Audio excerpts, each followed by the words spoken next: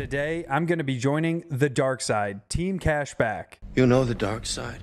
And while I'm certainly not going all in on cashback by any means, I have been weighing a few different options when it comes to some of the different cashback credit card offerings. While my fiance and I have really gone all in on the points and miles credit cards over the last 12 months or so, mainly using our wedding spend, which is coming up here in just a few days, to hit all those different welcome offers.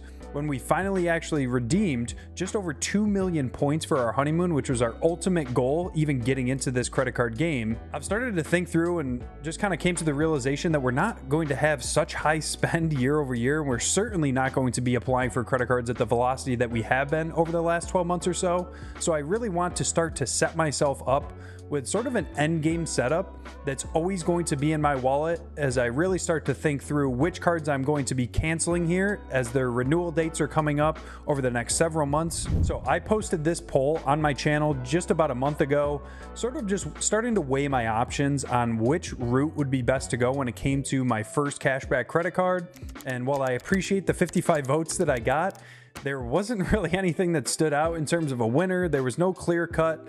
This is exactly what you should do. It was kind of a mixed bag of feedback, which is great. And again, I appreciate everyone voting. So I needed to go a little bit deeper when it came to my different spending categories.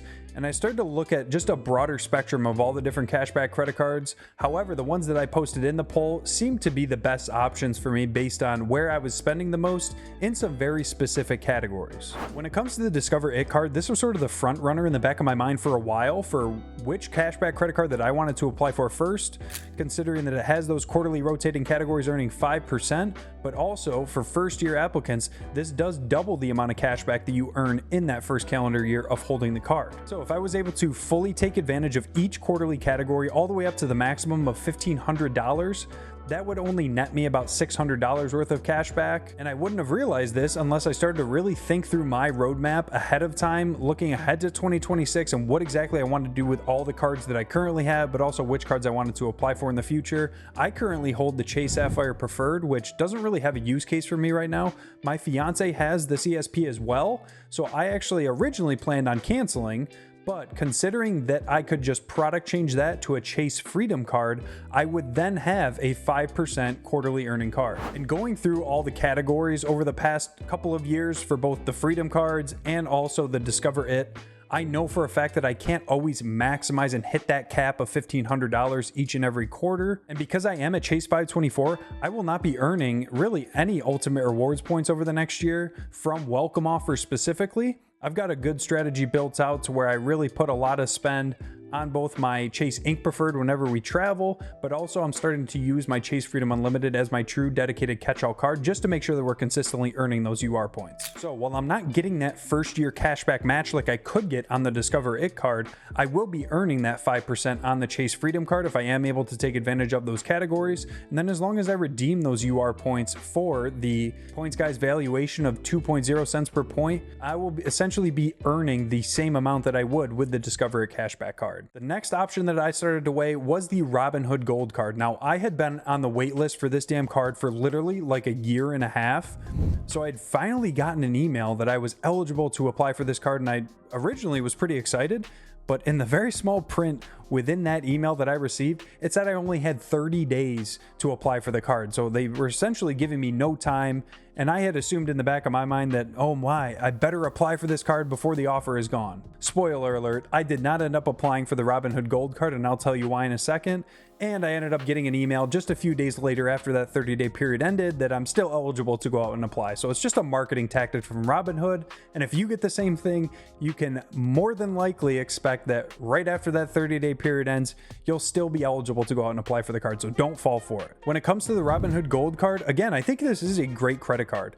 Earning 3% back on every purchase is a really good catch-all credit card option, especially considering that a lot of other major banks only issue 2% earning cards. But the main thing that was holding me back from finally applying for this card was, like I just mentioned, with my current Chase status, not being able to go out and apply for cards, I've really started to slow down my fiance's application velocity as well.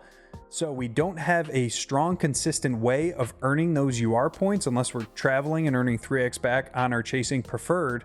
So I always like to put as much as we can on the Chase Freedom Unlimited, at least for right now, to be constantly earning in both Chase UR points, and on the Amex side, it still feels like the wild, wild west. I'm still getting approved for cards, getting around pop-up jail. So we have a really good, consistent way of earning the 2 points currencies that we value most, that being membership rewards points from Amex and also Chase's Ultimate Rewards. So that was the main reason why I did not want to move all that catch-all spending over to the Robinhood Gold card.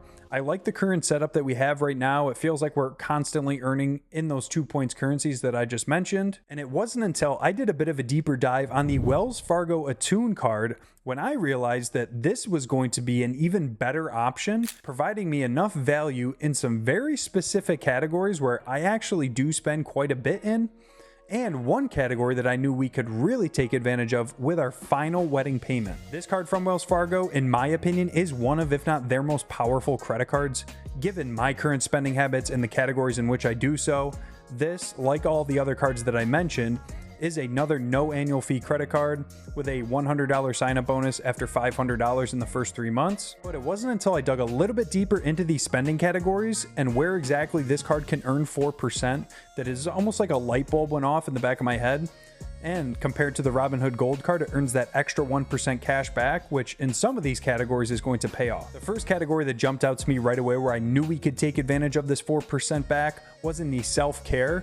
And whether it's the fact that we live near a major city like Boston and everything just being so expensive, or the fact that we do both like to go to spas pretty frequently, a few of the things that I know that I can use this card to earn that 4% on would be some different things like public golf courses especially.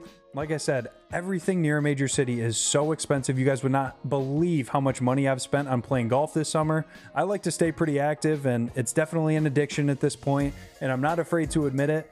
So it's definitely something that I can now at least start to earn a little bit better rewards on all that spending for just going out and hacking it around on the course. A few of the others that really stood out to me were things like sporting goods stores, and while it sounds very specific, between my fiance and I, like I said, me playing golf, now that we're both really getting back into skiing quite a bit, we both like to play tennis during the summer. Granted, we haven't really played in the last couple months because I didn't want to roll an ankle here leading into the wedding, but we do spend, I'd say, a pretty healthy amount at sporting goods stores on any of those different sports.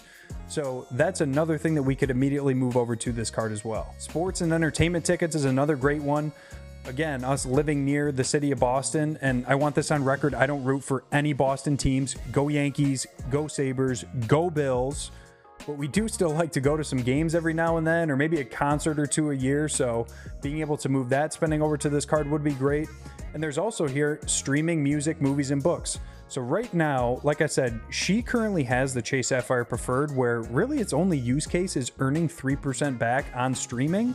So while I plan on certainly product changing my current CSP down to the Freedom, I think we now have a route for her to do the same thing when her annual fee renews in just a couple of months. Now, the final category that really caught my eye with this card and was basically the ultimate decision maker on why I'm going to decide to go out and apply for this, the Wells Fargo Attune, that being the fact that it earns 4% back on florists. So like I said, I am engaged, soon to be wife. I'll be buying flowers for years to come. But also, that is the final wedding payment that we have right now outstanding is to our florist. So with that huge charge upcoming, I really want to take full advantage of that. Quite honestly, we may be able to squeak out one more application on one more credit card to hit another sign-up bonus. But like I've said, and I've admitted this on my channel several times now, I've been applying for credit cards probably way too frequently. I don't recommend anyone go out and apply for the number of credit cards that I have over the last year or so. And while I probably could have my fiance apply for one more card, at this point, I'm really just looking forward to sort of settling into the credit card points and miles, but also now the cashback game, applying for cards on the standard cadence of every 3 months or so. I'm very sick of seeing my credit score fluctuate so much with all these different hard inquiries, and I really just want to set a baseline now of how frequently I want to go out and apply for cards. So let's go ahead and look through this application together pretty quick. I did apply for the Bilt MasterCard last fall, so I do not fall within that 6-month window where they would instantly deny me. So I am hopeful, but we shall see. So right here at the top, you're going to enter all your personal information. Right below that's going to be your address. Enter your contact information here with your mobile number and email. your mother's maiden name, and then also some financial information like your housing status. I'm going to go ahead and select rent here. Enter my monthly housing payment and then also my employment status. I am employed full-time. Then I can answer my total annual income. So it seems like a pretty standard application. Let me go enter this really quick and I'll get right back to you. I did go ahead and decide to add my fiance as an authorized user. I really want her to be carrying one of these cards as well for whenever she has some of her appointments, especially in that self-care category. I really want to shift all of our spending and hopefully, if I am approved, be able to earn that 4% cash back. Just so you guys know, right before I went ahead and submitted this application, I did try and raise my credit limit on my Bilt MasterCard because with our final venue payment, which does code as travel, I wanted to see if I could maybe up that to 10, maybe even 15,000 to be able to put a lot of that spending on the Bilt MasterCard to be able to earn 2x instead of just putting that on my Chase Sapphire Preferred. I like diversifying those points as much as I can between Bilt, Chase, and Amex. And outside of rent, I don't really have a clear path to earning Bilt rewards. So I did try that, but they only upped my credit limit by $1,300 or so. I went ahead and submitted the request to increase my credit line with the Bilt card, and they only upped it from $5,000 to $6,300. So again, I'm not sure if there are any red flags on Wells Fargo's end. However, I know that the relationship, or I guess the communication between Wells Fargo and Bilt seems somewhat broken. Just ask Matt Clausen. So I'm really curious to see if I will be approved or not. It's authorization for the Social Security Administration. We can go ahead and check that box. And I have read and agreed to all the different certifications. So we are going to head and click submit. Just recommending the address versus what I entered. Go ahead and click continue. Let's see if I am approved or not.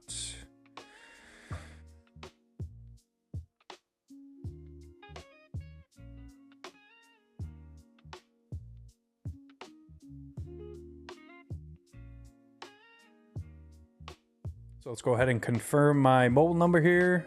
Send the code. Grab that really quick.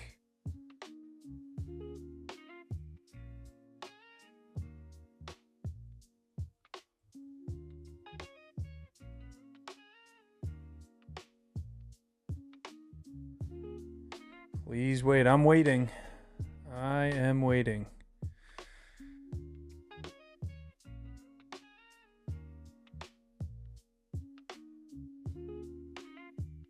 This is taking forever. What is going on? Oh, wow. There we go. I am pleasantly surprised by that. 17,000? That's insane.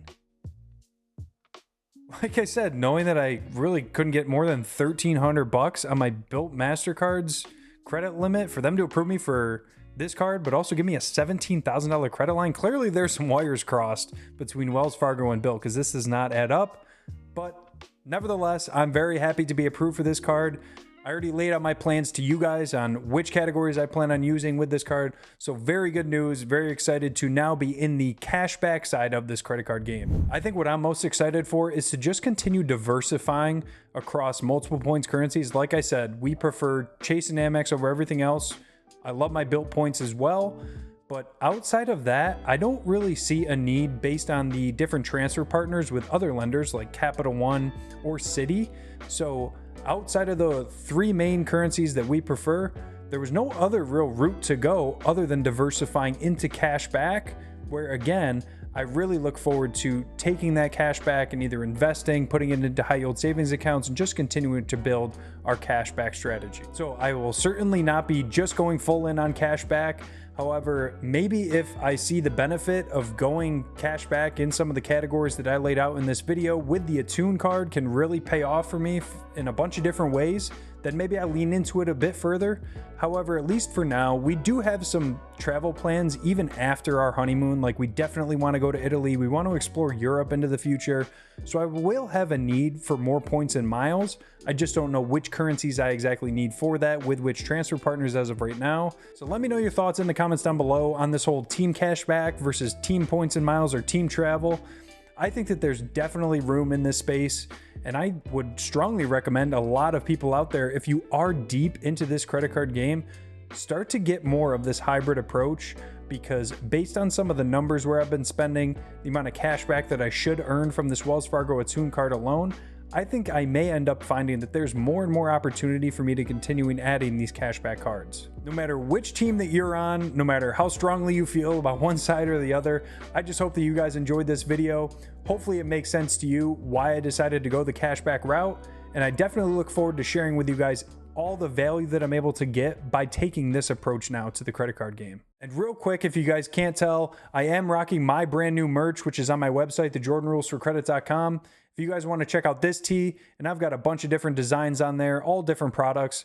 If you guys do decide to check it out and purchase something, please make sure that you let me know so that I can thank you personally, and I thank you in advance if you do decide to do so. Even if you don't check out the website, I just appreciate you guys clicking on and watching the video. And if you want to see me break down some of the other cards that are currently in my wallet, make sure you check out one of the videos that I'll leave on the screen here. And in the meantime, I look forward to seeing you guys in the next one. Cheers.